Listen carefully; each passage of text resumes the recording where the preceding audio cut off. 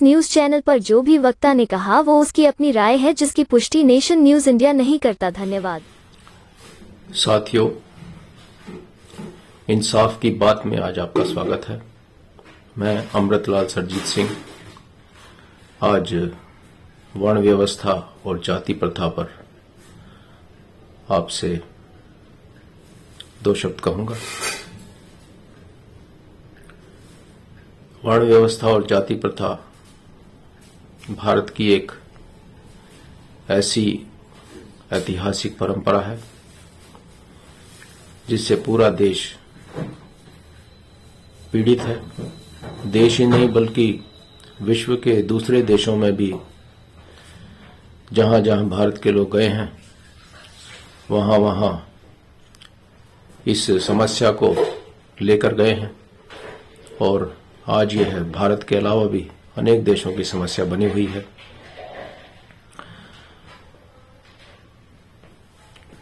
हम सोचते हैं कि ये बहुत पुरानी समस्या है और ये वर्ण व्यवस्था बहुत पुरानी कोई व्यवस्था है। हम इसका आमतौर पर देखते हैं कि वेदों में और शास्त्रों में इसका वर्णन है और वेदों और शास्त्रों को हम बहुत पुराना मान लेते हैं, जबकि वेद और पुराण बहुत ज्यादा पुराने ग्रंथ नहीं है। ये संस्कृत भाषा में लिखे गए हैं तो ये लगभग 9वीं 11वीं शताब्दी के आसपास के ग्रंथ हैं, क्योंकि संस्कृत भाषा का विकास लगभग इसी समय में हुआ था। जहां पर वर्ण व्यवस्था की बात की गई है तो एक पुरुष सूक्त ऋग्वेद के अंदर आता है, जिसके बारे में कहा जाता है कि उसको बाद में जोड़ा गया। लेकिन हम बहुत कम लोग जानते हैं कि इसी प्रकार की व्यवस्था प्लेटो ने यूनान में की थी और यूनान में दास प्रथा थी, इससे हम सब लोग जानते हैं।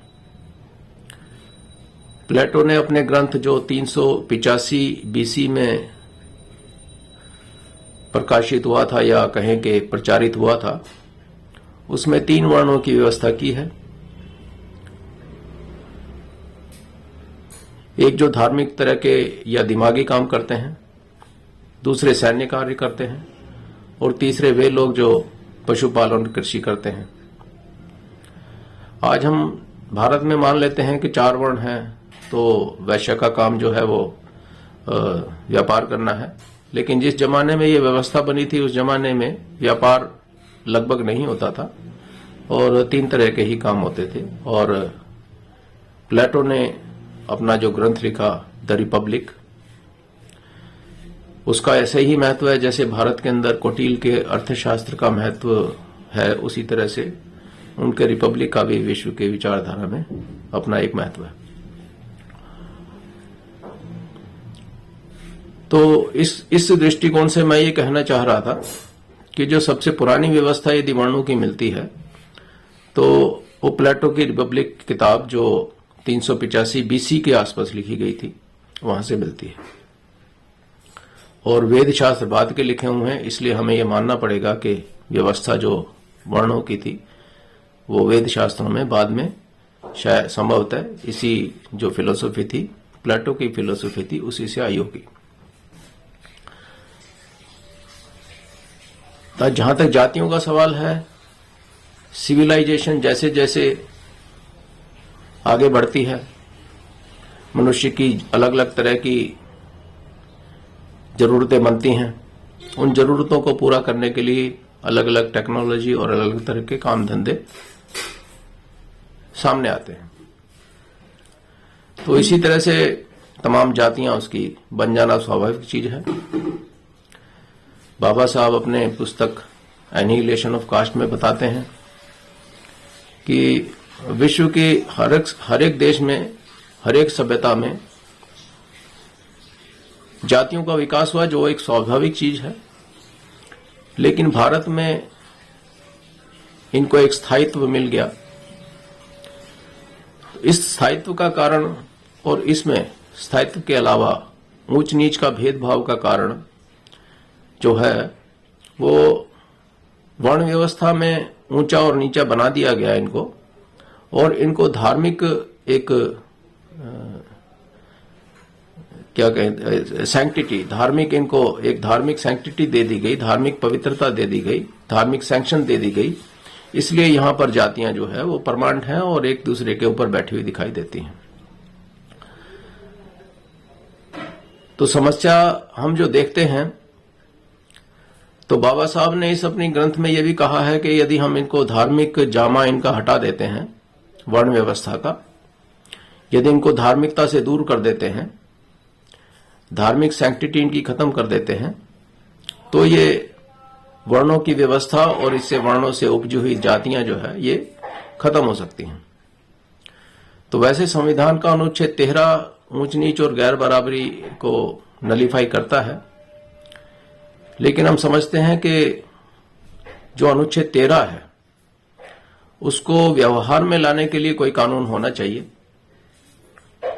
तो हमारा संविधान में अनुच्छेद 17 है जिसमें हमने अनटचेबिलिटी को समाप्त मान लिया है, हमने उसको गलत ठहराया है, तो उसके लिए हमने कानून भी बनाया।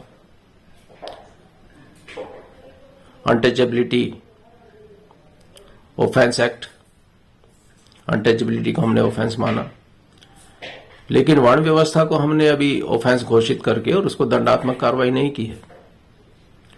तो मेरा मानना है कि संविधान का अनुच्छेद 13 जो समता, स्वतंत्रता, बंधुता की बात करता है, न्याय की बात करता है, तो यदि हमारी कोई धार्मिक या सामाजिक परंपराएं, विचारधारा इसके विरुद्ध खड़ी होती हैं और इसके विरुद्ध प्रचार करती हैं, तो उनको अपराध मान लेना चाहिए और उनको जो आगे बढ़ाता है उनके लिए दंड की व्यवस्था होना चाहिए। तो कुछ लोग हैं और मैं भी ये मानता हूं कि अनुच्छेद 13 के अनुपालन के लिए वर्ण व्यवस्था को अपराध घोषित करके और वर्ण व्यवस्था का प्रचार, प्रसार और व्यवहार इसको एक दंडनीय अपराध बनाना चाहिए और इसके लिए एक एक्ट पास होना चाहिए। हमने इससे पहले भी धार्मिक कई हमारी परंपराएं थी, सती प्रथा थी, बाल विवाह थी और भी कुछ अनेक परंपराएं जो गलत थी, जिनके लिए हमने कानून पास किया है। हमने 3 तलाक के खिलाफ जो है कानून बनाया है। तो वर्ण व्यवस्था की गैर बराबरी को भी हमने दंडनीय बना देना चाहिए।